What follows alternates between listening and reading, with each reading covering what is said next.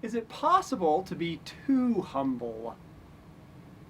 We might ask that question, maybe theoretically, but I think all of us wrestle with self-esteem and self-loathing. There are times when we just don't like ourselves, and it seems like maybe I'm too humble and I should build myself up. Sometimes our Christian faith gets tied up in this because the Christian faith says that we're all sinners. We all need to be saved.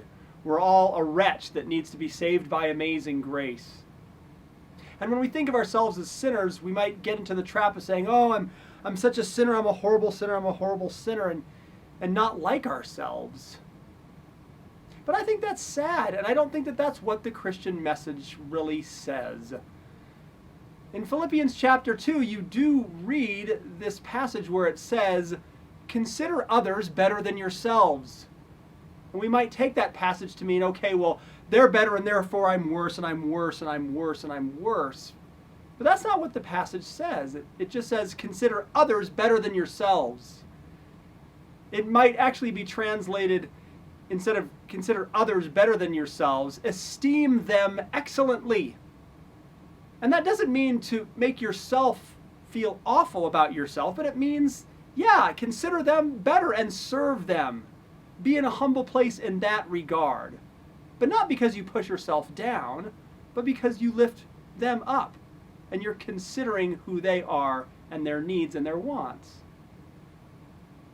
When Jesus in Matthew chapter 7 talks about the speck in someone else's eye and the plank in your own, he's talking about us not judging other people. He says when you see a speck in someone else's eye, don't point it out when there's a big plank in your own eye. Be self-reflective and understand that you have faults too.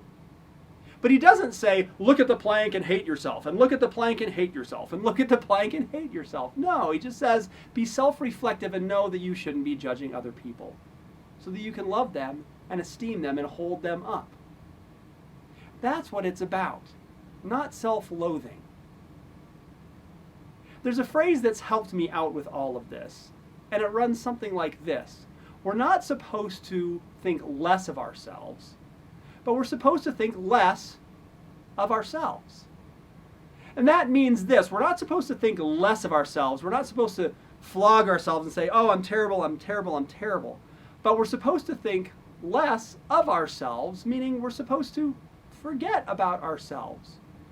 We're so concerned with helping others and loving others and esteeming them greatly that we're not really thinking of ourselves at all anymore. And I think that that's more akin to true humility. We understand that we need God.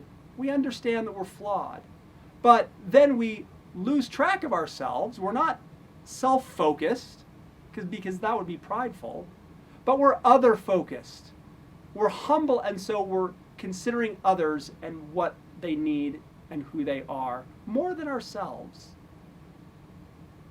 And in all this, I think that we should remember the words of Paul in Philippians chapter 4 later on when he says this: if anything is pure, if anything is lovely, if anything is admirable, if anything is excellent or praiseworthy, think about those things.